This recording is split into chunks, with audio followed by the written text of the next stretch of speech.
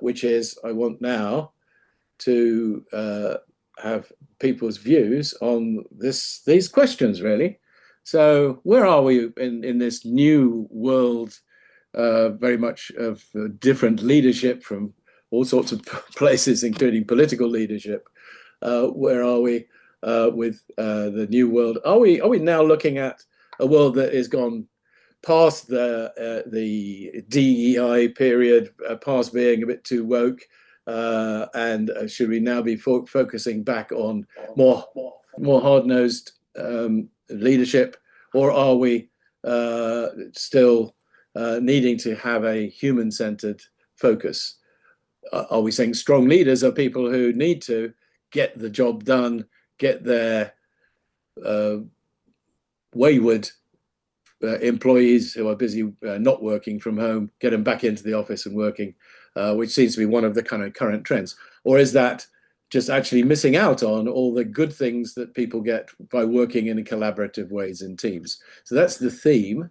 So I'm now going to stop talking about that and really get back to a group of people here. And if you'd like to speak, please hold up your virtual hand, ideally, although you can hold up a real hand if you want to, and I might catch you. And then we will get your views on the subject. Or if everybody's very modest, I might just randomly pick on one of you to make a comment on this particular subject.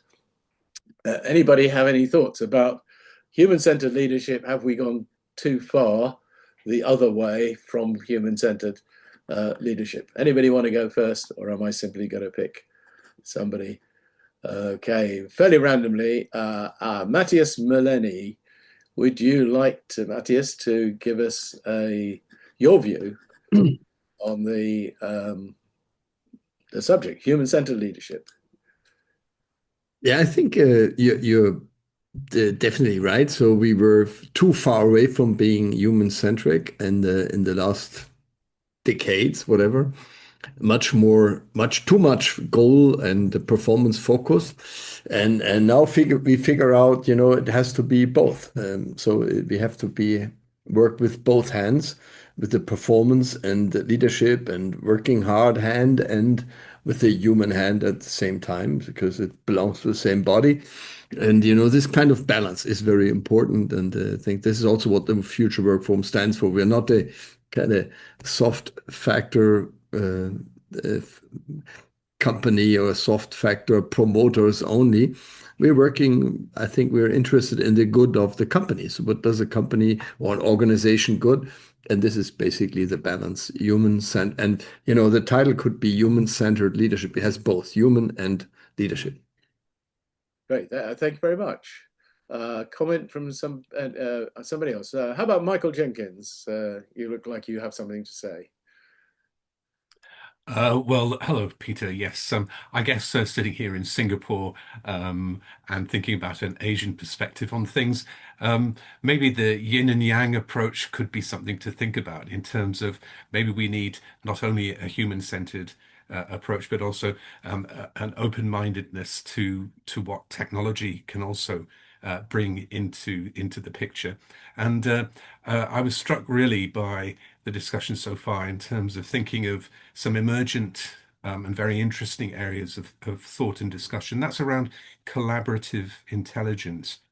I think the fact is we can do a lot of really exciting things with technology, and at the same time, there is I guess, a beauty and something special about being able to get together people to people.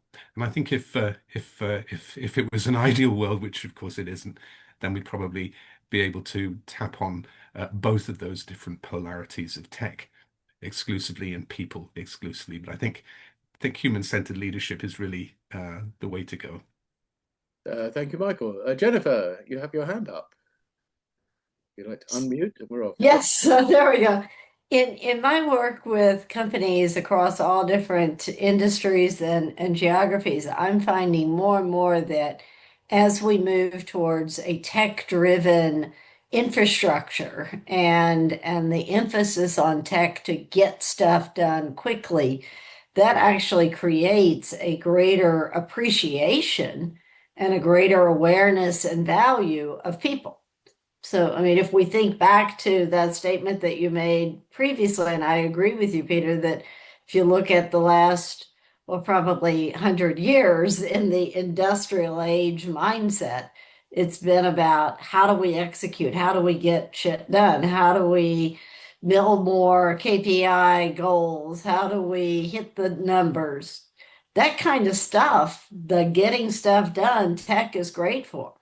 The companies that really stand out, that do more than just hit the numbers, that really change industries, change lives, change the way things are done, those are the companies that have the leaders that are creative, the Apples of the world, the innovation, the thinking differently. And that's out of the box. And that's what I believe people can do much better than tech. So in that way, I think the importance of people and human-centric leadership to bring out those human factors while leveraging tech is more important than ever. Okay, Marine has a hand up. Marine. Hello, everyone. Well, I'm sat in some beautiful offices here. One of my clients who they've just moved to these offices maybe 4 months ago, and they've even got a cinema area where people come and gather together with this beautiful screen, and then they also connect with one another. And I guess I'm just reflecting on my experience of being here. I'm meeting several people today. I do quite a lot of online coaching with various individuals within the team. I've also spent time both in person and virtually with those clients. But there's nothing that replaces being here together and feeling them and smelling them and spending time. And actually, the last meeting I had with the CEO, he was sat just here, and we had on the screen a couple of other members in a hybrid way. And I just think the best of both worlds exists. Now, the tension is who can afford to create these sorts of conditions that enable people to come in, have a real community feel, but also is able to expand that across some of this technology that Jennifer references. And yeah, getting it right, get that balance is not an easy task. So I don't underestimate how these decisions around how work practices are established in a relational way need to be architected. Okay, thank you, Marine. Yes, we're definitely very much in a hybrid world. We've probably got time for one more comment, and Sabine, I think, had her hand up first. So Sabine. Yeah, I very much agree with all these different insights. And I would say human-centered leadership was never out. I mean, it's still there. It has a place in the world. It's needed. And now it's the time of not either or. It's the time of and. Yeah, have both worlds. Create the best of both worlds. And I love the framing from Michael Jenkins, as he said before, the open-mindedness. This is what we really need to support AI on one hand and human-centered leadership on the other. Just because AI can do something, it doesn't mean it has to do it always. And just because we can do a lot of things in human-centered leadership, we don't have to do it always. So it's a real discussion about how to combine these both worlds. I think, the trend towards human-centered leadership is so critical right now. There's so much change happening in our global world. The uncertainty around AI. How many people really understand AI and the impact?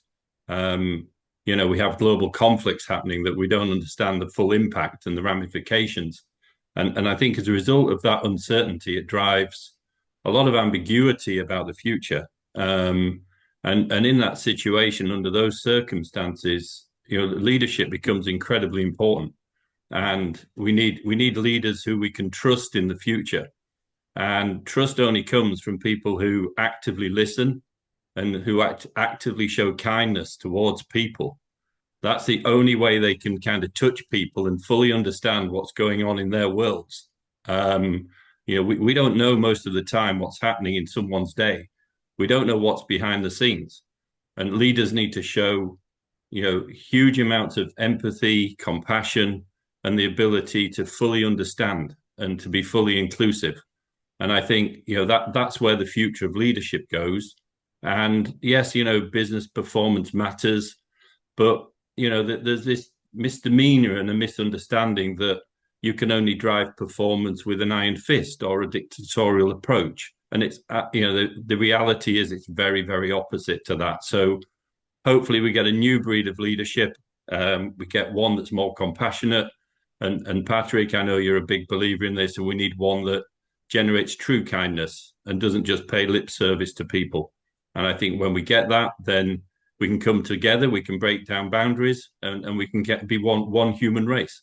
And I think that's what leadership requires. And I think this forum has already started to break down those boundaries. We've got partners from all around the world, and yet we have common goals. And that's what we need to aim to achieve. So, with 5 generations in the workforce, we have to fully understand the impact and the needs of everybody. And, hopefully this forum can help to lead that.